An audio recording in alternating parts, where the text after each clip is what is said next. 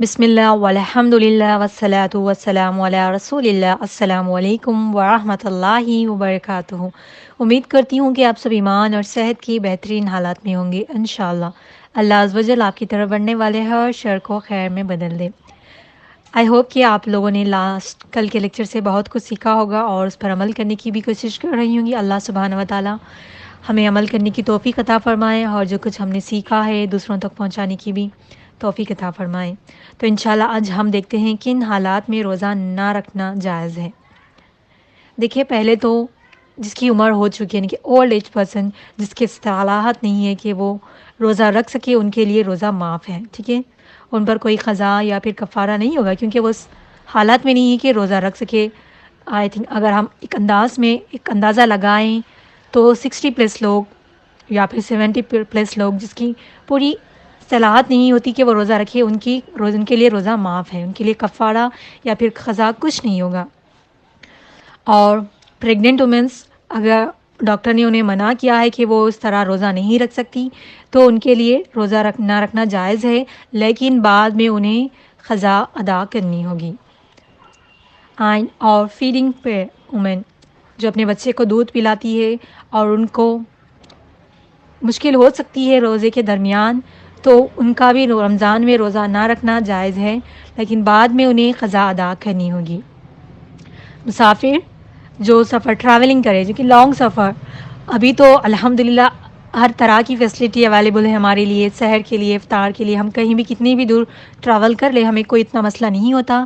ایک وقت جو پہلے کا وقت یا زمانہ تھا جب بہت لوگ پیدل سفر کرتے تھے، اس لیے تب روزہ نہ رکھنے کی اجازت تھی، لیکن ابھی اتنا ٹریولنگ میں ہمیں کوئی پرابلم نہیں ہوتی کہ ہم آرام سے روزہ رکھ سکتے، لیکن آپ کو پھر بھی بہت ساری ڈیفیکلٹیز فیس کرنی پڑتی ہے ٹریولنگ میں، تو آپ روزے کی قضا رکھ سکتی ہیں۔ بیماری کی حالت میں آپ اتنی بیمار ہے کہ آپ روزہ رکھنے کے قابل نہیں ہیں، آپ کے پاس اتنی استطاعت نہیں ہے، آپ کے پاس اتنی انرجی نہیں ہے کہ آپ روزہ رکھ سکیں، تو آپ اس کی قضا بعد میں کر سکتی ہے اگر رمضان میں نہیں رکھ سکتے۔ اور کچھ لوگوں کی ایسی ڈیزیز ہوتی ہیں کہ وہ روزہ بالکل بھی نہیں رکھ سکتی، کامن پرماننٹ ڈیزیز ہوتی ہیں، تو وہ لوگ بھی روزہ نہیں رکھ سکتی، تو ان کے لیے قضا واجب ہے۔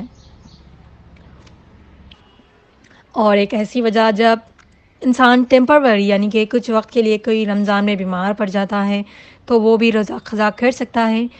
اوور آل یہ ہے کہ جس کے پاس اتنی انرجی نہیں ہے کہ وہ رمضان میں روزہ رکھ سکے تو وہ بعد میں رکھ سکتا ہے۔ ایسا نہیں کہ کسی کو معمولی سا فیور ہو گیا اور وہ کہے کہ ہم بعد میں قضا رکھ لیں گے، اس طرح نہیں۔ ہم نے جان بوجھ کر کوئی روزہ نہیں چھوڑنا، ایک بھی بہت سی مشکل ہے، ہم سے بہت مشکل ہے کہ ہماری طبیعت اتنی خراب ہے کہ ہم نہیں رکھ سکتے، تبھی روزے کی قضا واجب ہے۔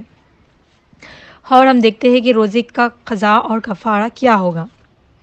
دیکھیں اگر کسی نے جان بوجھ کر روزہ توڑا ہے تو ایک روزے کے بدلے 60 روزے رکھنا۔ دیکھیں تو اس کے 3 کنڈیشنز ہوتے ہیں، ایک روزے کے بدلے 60 روزے رکھنا یا پھر ایک غلام کو آزاد کرانا۔ ابھی تو یہ سسٹم نہیں ہے کہ ہم جا کر کسی غلام کو آزاد کرا سکیں، تو ہمارے لیے 2 آپشنز بستے ہیں، ایک مسلسل یعنی کہ ریگولر 60 روزے رکھنا۔ اگر فیمیل ہے تو جیسے ان کے پیریڈز کے ڈیز کمپلیٹ انہیں پھر اس کے بعد سے کاؤنٹنگ سٹارٹ کرنی ہوگی۔ ادر دین وومین جو بھی ہوگے ان کو نہ ڈیلی 60 روزے رکھنے ہوگی، اگر ایک بھی بیچ میں انہوں نے مس کیا تو انہیں پھر سے کاؤنٹنگ سٹارٹ کرنی ہوگی۔ اور دوسرا آپشن یہ ہے کہ 60 مسکینوں کو 2 وقت کا پیٹ بھر کھانا کھلانا، یا پھر 2 وقت پیٹ بھر کھانے کا جو راشن ہوتا ہے نا وہ ساری چیزیں ان کو دینا، ٹھیک ہے۔ جس نے بھی جان بوجھ کر روزہ توڑا یا پھر ان کا روزہ قضا ہو گیا، تو دیکھیں میں آپ کو کلیئرلی ایکسپلین کرتی ہوں۔ جو اولڈ ایج کے لوگ ہوتے ہیں نا، جسے روزہ رکھنے کی بالکل صلاحیت نہیں، تو ان کے روزے معاف ہے، قضا بھی نہیں ہوتی ان کے لیے، فدیہ کفارہ کچھ نہیں ہوتا۔ جو مڈل ایج کے جو لوگ ہوتے ہیں، جو کسی وجہ سے ان کو ڈیفیکلٹی پیش آتی ہے، وہ روزہ نہیں رکھ سکتے، روزہ رکھ ہی نہیں سکتے، لیکن اتنے ایج کے ہے، مڈل ایج یعنی کہ 40 سے 50 یا پھر 50 سے 60 کے بیچ، ان کے اوپر فدیہ دینا واجب ہے، ٹھیک ہے۔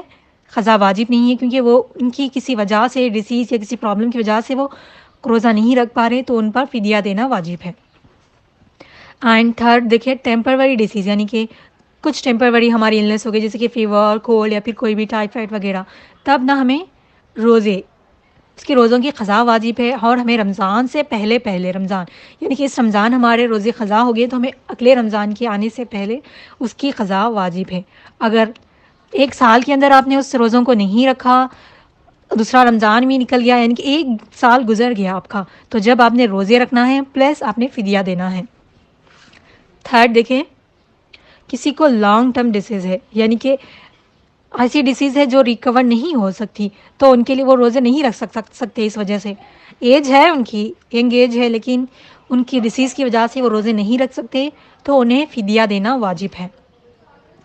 اینڈ فور دیکھیے پریگننٹ وومن کے جو پریگنینسی کے دوران روزے نہیں رکھ سکتی، ان پر قضا واجب ہے، وہ بعد میں قضا کر لے یا پھر فدیہ بھی دے سکتی ہیں۔ اینڈ جو اپنے بچے کو فیڈنگ کراتی ہے، دودھ پلاتی ہے، ان کا بھی سیم یہی مسئلہ ہے، ٹھیک ہے۔ اور جو ٹریولنگ کے دوران، جیسے کہ میں نے بتایا ٹریولنگ میں وہی لوگ جو ان کے لیے بہت مشکل پیش آتی ہے جبھی وہ روزے نہیں رکھ سکتے، جیسے کہ اب ہم ایروپلین میں سفر کر رہے ہیں، ہمیں کوئی پرابلم نہیں ہوتی، تو ہمیں ہر چیز آسانی سے اویلیبل ہوتی ہیں، تب ہمیں روزے رکھنا جائز ہے، ٹھیک ہے۔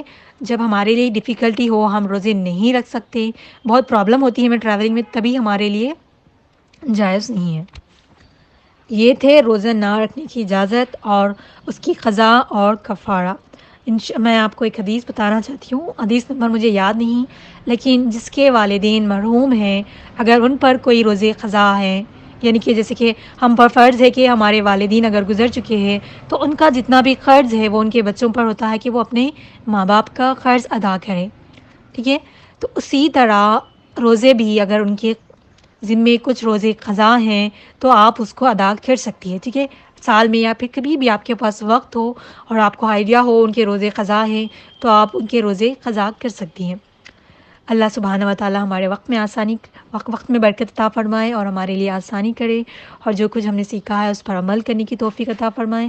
اللہ سبحانہ و تعالی ہم کو اتنی قوت اور طاقت دے کہ اس رمضان ہمارے کوئی روزے قضا نہ ہو، اور ہم اس رمضان ہمارا بہت اچھے سے گزرے، اور اپنے والدین کے لیے دعا کرے، ہم سب کے لیے دعا کرے، اور بہت ساری دعائیں کریے ہماری آخرت اور دنیا کے لیے، کیونکہ ہمارے لیے ابھی دونوں امپورٹنٹ ہے، ہمیں دنیا اور آخرت دونوں کو سنبھال کر اور بیلنس کر کر چلنا ہے، تو بہت ساری دعائیں کرتے رہے ہمیشہ۔ انشاءاللہ کبھی ایک دن ہم نیکسٹ ویک دعا کے بارے میں جانیں گے، دعا کی فضیلت کیا ہے اور دعا کس طرح مانگنا چاہیے، انشاءاللہ ہم وہ بھی ڈسکس کریں گے۔ اللہ ہم سب کو دین پر استقامت عطا فرمائے، آمین ثم آمین۔ جزاکم اللہ خیر۔ السلام علیکم ورحمۃ اللہ وبرکاتہ۔